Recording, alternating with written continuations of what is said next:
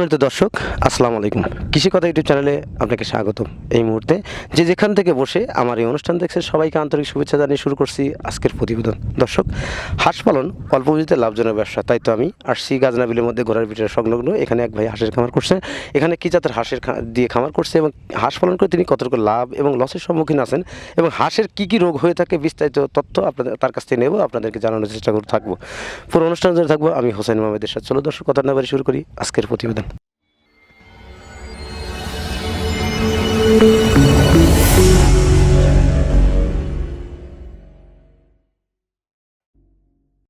দর্শক, আমার সামনে সেই খামারি ভাই দাঁড়িয়ে আছে। অবশ্যই পিছনে খেয়াল করছেন যে আপনারা হাঁসের খামারটা দেখতেছেন এবং হাঁসগুলো বসে আছে বিলের পারে এবং আপনারা অবশ্যই পিছনে খেয়াল করছেন যে ধান দেওয়া আছে। আমি এই হাঁস পালনের বিভিন্ন তথ্য জানবো এবং এই খামারের সাথে সরাসরি কথা বলবো। আসসালামু আলাইকুম ভাই। ওয়ালাইকুম আসসালাম। ভালো আছেন ভাই? হ্যাঁ দাদা, ভালো আছি। আপনার নাম কি? আমার নাম মোহাম্মদ জীবন মোল্লা। মোহাম্মদ জীবন মোল্লা। আপনার গ্রামের বাড়িটা কোথায়? চরগন্ধপুরে। চরগোবিন্দপুর। আপনার এই হাঁস পালন করার অভিজ্ঞতা কতদিনকার আপনার? 12-13 বছর। আপনি এখানে কি জাতের হাঁস আছে? বেজডিং আছে, খালি জিল্ডিং আছে আর আছে ক্যাম্বেল চই আছে। এই জিমনিং আর ক্যাম্বেল চইগুলা বা হাঁসগুলা দিয়ে আপনি কেন খামার করেন? এইগুলো তোমার ডিম পারে বেশি আর কি। এটা একটা হাঁস বছরে কি পরিমাণ ডিম দিয়ে থাকে? বছরে তাও তোমার 8 মাস ডিম পারে, 4 মাস খালি যায় আর কি। আপনি এখানে কতগুলো হাঁস আছে? হাঁসছে 900। 900 হাঁস থেকে আপনার কি পরিমাণ ডিম আসে এখন? এখন আসছে 600, একটু কম আসতেছে আর কি। বাঁশ পানি তো খাবার একটু কম পারে, সেই কারণে কম আসতেছে। হাঁসের কি কি খাবার দিয়ে থাকেন? এখন দিচ্ছি ধান আর হলো গমের খুদ। গমের খুদ। আপনার গমের খুদ কেন খাওয়ান? গমের খুদটা খাওয়ালে প্রোটেকশন ভালো আসে ডিমের দিক দিয়ে। ওইটি পেরে থাকে বেশি, ধান খাওয়ালে পরে পেরে তো কম থাকে, সেই কারণে তোমার গমের খুদ বেশি খাওয়াই। আচ্ছা, পাশাপাশি যে ধানটা খাওয়ান, ধানটা কি? ধানে তো আমি মনে করি উপকার নাই বললেই চলে বা নাই। আপনারা কেন ধান খাওয়ান? ধানটা দেওয়া লাগে আর কি, ধানটাও লাগে আর কি হাতে, সেই কারণে ধানটা দেই। আচ্ছা, আপনারা বিলে কেন হাঁস পালন করেন? আবদ্ধ অবস্থা হাঁস কেন পালন করেন না? ওটায় তোমার লস একটু আসে আর কি, লাভ খুব একটা হয় না, আর সেই কারণে আমরা বিলে পালি যে লাভ যাতে বেশি আসে। কষ্ট হলে পরে লাভ একটু বেশি আসে। কেন বিলে লাভ বেশি আসে? বিলে লাভ বেশি আসে তোমার হচ্ছে চড়া মাঠায় খায়, খাদ্য একটু বেশি পায়, সেই কারণে তোমার ডিম একটু বেশি আসলে পারে, লাভটা একটু বেশি হয়। হাঁস পালনের ক্ষেত্রে ডিমটাই প্রধান। ডিম উৎপাদনের জন্য আপনি হাঁস পালন করে থাকেন। ডিম যদি বেশি আসে তাহলে আপনার লাভ্যাংশটা বেশি আসবে। আপনার ধান গম ছাড়াও এই বিলে হাঁস কী কী খায়?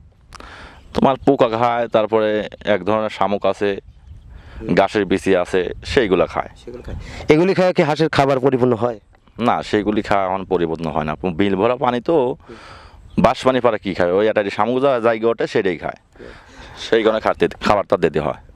এই জন্যে আপনারা খাবার দিয়ে থাকেন। আপনাদের এই পানি যদি আসে সেক্ষেত্রে খাবার কমে যাওয়ার কারণটা কি? পানি যে ভাসি যাওয়ার কারণে মাটি লাগালে পায় না, মাটিটা লাগালে পালে পারে অন্যান্য খাবার ধরে খাইতে পারে মাটি থেকে। প্রিয় দর্শক, খামারি ভাই বললেন যে হাঁস পালন করতে গেলে হাঁসের যে খাবারটা প্রধান, যে খাবারটা খুবই গুরুত্বপূর্ণ, সেটা হচ্ছে হাঁসের খাবার শামুক। এই প্রাকৃতিক খাবার যদি হাঁস খেয়ে থাকে বা হাঁস পায় তাহলে হাঁস অধিক পরিমাণ ডিম দিয়ে থাকে। হাঁসের খাবার শামুকটা প্রধানত বিল থেকে ওনারা খাওয়ায় থাকেন। বিলে এখন পানি ভর্তি, যার জন্য এই সমস্যার সৃষ্টি হয়ে থাকে। কেন? কারণ হাঁস ওই খাবারটা নিচ থেকে সংগ্রহ করতে খেতে পারে না, তাই হাঁসের খামারিদের বিভিন্ন খাবার সংগ্রহ করে খাওয়াতে হয়। আচ্ছা, হাঁস পালন করা কি আসলে লাভজনক? হ্যাঁ, অবশ্যই লাভজনক। আপনার এই হাঁস থেকে মাসে কী পরিমাণ আয় থাকে? মাসে প্রায় তোমার লাখখানেক আসে। লাখখানেক আলি পারে তোমার এখন লাগতেছে খরচ অর্ধেকের লাগতেছে কি, 50,000 টাকা খরচ লাগতেছে, আর 50,000 টাকা মাসে বাঁচতেছে। প্রতি মাসে এই 9.5 হাঁস থেকে প্রতি মাসে 50,000 টাকা বাঁচে আর কি আপনার? হ্যাঁ, বাঁচে। আপনি এখানে যে হাঁসগুলো আনছেন, এই হাঁসগুলো আপনি পরে আগে কোথায় পালন করতেন আর কি? আগে করতাম ওই দোপে গাজনা বিলের সাইডেই দোপে করতাম, তো ওখান থেকে উঠে নিয়ে এসছে, পানি হয়েছে জন্য সেই কারণে উঠে নিয়ে আসছে। আপনি এই হাঁস পালন করার পূর্বে কী কাজের পেশার সাথে জড়িত ছিলেন? এর আগে ছিলাম তোমার মিস্ত্রি কাজ করতাম, ফার্নিচারে কাম। আপনি কেন হাঁস খামারে আসলেন? হাঁস খামারে আসলাম, ওটা ভালো লাগে না, মানে মনে করলাম সেটা এরিতে একটু ইনকাম বেশি আছে, সেই কারণে এরিতে এলাম। আপনি কীভাবে বুঝলেন যে হাঁস খামারে আপনার ইনকামটা বেশি হবে? সেটা তোমার আগে আমার আব্বু করতো, তো সেই কারণে আমি এটা অভিজ্ঞতা ছিল, সেই কারণে সরে আসছে আর কি। আপনি এই অভিজ্ঞতা নাই, তারপর আপনি আপনার বাবার করা মানে হাঁস পালন করা দেখে আপনি এখানে আসলেন। আপনি কি ওই ইসের সাথে যে ওদের সাথে জাস্টিফাই করে দেখছেন যে হাঁস পালন আসলেই লাভজনক? হ্যাঁ আগে দেখছি তো আব্বু পালছে, সেই কারণে দেখছি লাভ আছে, সেই কারণে সিংহি ওটা তারপরে মানুষের কাছে জানি আস্তে আস্তে এখন আমি নিজেই মানুষের সাজেশন দিতে পারি আর কি। বিভিন্ন খামারে আর কি ভিজিট করার পরে আপনি এই খামারে আসছেন। হ্যাঁ, আপনি এই হাঁস পালনের খামার করার মানে মানুষের খামার করার কতটুকু আগ্রহী প্রকাশ করেন যে তারা খামার করবে কি করবে না, কিভাবে পালন করবে না? তারা বুঝবে যে ঘটনা আছে, সে এত পরিশ্রম করতে পারবে নাকি, সোহে মাঠে থাকতে পারবে নাকি, লোদের মধ্যে জন নাই বৃষ্টি নাই সেখানে থাকতে হয় আমার, বোঝেন নাই, সেই কারণে সে যদি করতে পারে সেটা তাহলে সে করবে, লাভ তো আছেই। লাভ অবশ্যই হতে পারে। আপনি আবদ্ধ অবস্থায় বেটার মনে করেন না খোলা বিলে বেটার মনে করেন? আমি খোলা মিলাই বিটার মনে করে কি যে লাভ, পরিশ্রম বেশি করবো একটু লাভ হবে, সেই কারণে খোলা মিলাই জায়গায় ভালো। দর্শক, খামারি ভাই একটা কথা বললেন যে হাঁস পালন করতে গেলে পরিশ্রম কিন্তু করতে হবে, পরিশ্রম করলেই তাহলে আপনি সফলতার মুখটা দেখতে পারবেন। আর যদি পরিশ্রম না করেন, টাকা কিন্তু বা অর্থ কিন্তু আপনি আসে না, আপনি ধরা দেন না। এটা অনেক প্রচেষ্টার মাধ্যমে, অনেক চেষ্টার মাধ্যমে আপনাকে সংগ্রহ করে বা ধরতে হয়। এই পদক্ষেপগুলি আপনাকে জানতে হবে বা বুঝতে হবে, তাহলে আপনি হাঁসের খামার করে লাভবান হতে পারেন।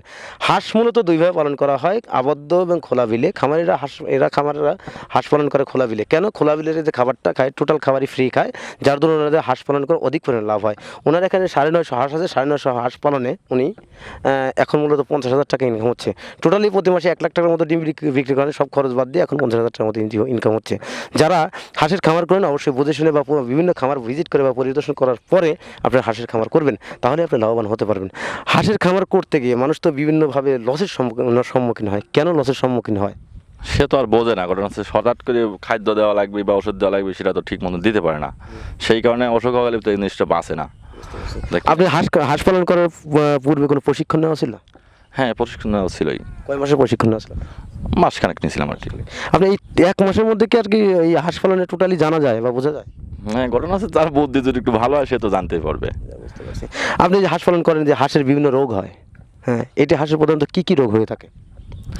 এটা আমরা একরকম মেলা কিছুই বলি, ডাক পেলে আছে, তারপরে কলেরা আছে, সেরকম একটা রোগ হয়, এই রোগের ওষুধ আছে, তো ওষুধ দিলে পরে তার রোগ হয় না। এই যে ডাক কলেরা বা ডাক প্লের ভ্যাকসিনটা করতে হয়, এটা আপনি যখন খামারটা করছেন, বাচ্চা হাঁস দিয়ে করছেন না বড় হাঁসটা দিয়ে খামারটা করছিলেন? আমি এবার বড়টাই কিনছি, বাচ্চা আনি নেই। আপনি এই হাঁসকে ভ্যাকসিন করা আছে? না আমার ভ্যাকসিন করা না। কেন ভ্যাকসিন করেন না? ভ্যাকসিন করা ছিল জন্য, বাচ্চা ছিল কিনছি নিজে ঘরের মধ্যে থেকে বড়টা, সে তার করা ছিল জন্য সে আর করে নাই। আপনি কিভাবে বিশ্বাস করলেন যে সে আসলেই ভ্যাকসিন করছে? এটা কিভাবে বিশ্বাস করতে পারলেন? এখন ভ্যাকসিন না করলে হয়, এখন যে ধরনের ওষুধ বাড়াইছে, খাওয়ানি ওষুধ বাড়াইছে, সেগুলো খাওয়ালে পরেই ভ্যাকসিনের কাজ হয়ে যায়। হাঁসের যে রোগ হয়, এই ডাক প্লে রোগের জন্য যে ভ্যাকসিন, এই ডাক প্লে যখন হয় কি কি রোগের মানে লক্ষণ দেখা দেয় হাঁসের আর কি? তোমার মাথা ফলে তারপরে চোখ দিয়ে পানি আসে, সেরকম আর কি দেখা যায় কি, পা বেঁকা হয়ে যায়, পা বেঁকা যায়। হ্যাঁ সেটা। ডাক কলেরা হলে কি হয় আর কি? হাঁসের ডাক কলেরার ফলে তোমার হচ্ছে গার কুজি থাকে, বসে থাকে। হ্যাঁ বসে থাকে, গোগা ধরে বসে থাকে, খায় দেয় না, খালি পানি খায়, সেই কারণে বোঝা যায় তোমার ডাক ফলে। দর্শক, হাঁসের যেসব রোগ হয়ে থাকে, প্রধান রোগই হচ্ছে ডাক কলেরা বা ডাক প্লে, দুটো রোগ হয়ে থাকে।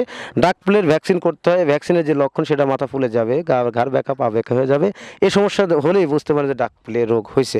এবং ডাক কলেরা যে রোগটা হয়, এই রোগটা মূলত হাঁসের ঘাড় গুজা হবে এবং চুপচাপ বসে থাকবে। কেন?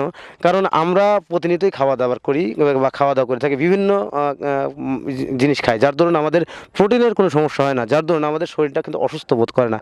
ডাক রোগটা হচ্ছে, ডাক কলেরা রোগটা হচ্ছে মূলত হাঁসের কলেরা বলতে পাতলা পায়খানা যাকে বলা হয়।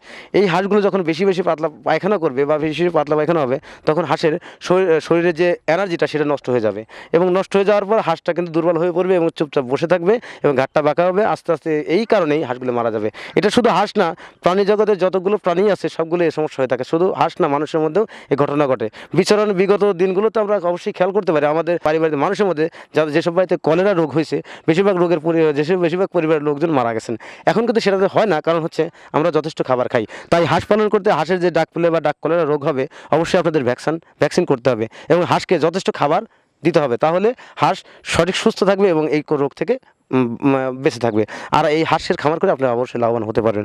আপনি যে 900 হাঁস থেকে এখন মোটামুটি 50,000 টাকা আয় আসতেছে, হ্যাঁ, আপনি যে হাঁস পালন করার পূর্বে মিস্ত্রির কাজ করতেন, এখন এই কাজ করতেছেন, বা ভবিষ্যতে আরও পরিসরে বা বড় পরিসরে করার কোনো চিন্তা ভাবনা আছে কিনা?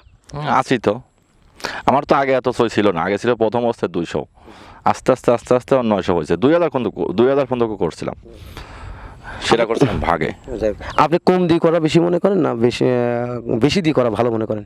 বেশি দিয়ে করাই ভালো মনে করি, কষ্ট তো কষ্টই। কষ্টতে কষ্ট, আপনি 500তে যে কষ্ট 1000 একই কষ্ট, জি। একই কষ্ট, বা 2000 একই কষ্ট।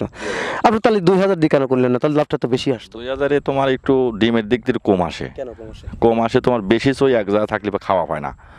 এটা তোমার 1000 হলে পরে তো একটা মানুষই হয়, সেই কারণে ডিমের প্রোডাকশন একটু বেশি আসে। আপনার এই 950 হাঁসে এখন কি পরিমাণ প্রতিদিন ধান বা গম বা অন্যান্য খাবার লাগছে? লাগছে তোমার 2.5 মনের মতন লাগতেছে আর কি। আরে মনে কি কি খাবার দিয়ে থাকেন? টোটাল কত টাকার খাবার দিয়ে থাকেন প্রতিদিন? টোটাল তোমার 2800 টাকার মতন খাবার যায়, আর 200 টাকার মতন ওষুধ যায়। মানে ওষুধ যায়, কি কি ওষুধ খাওয়ান আপনারা?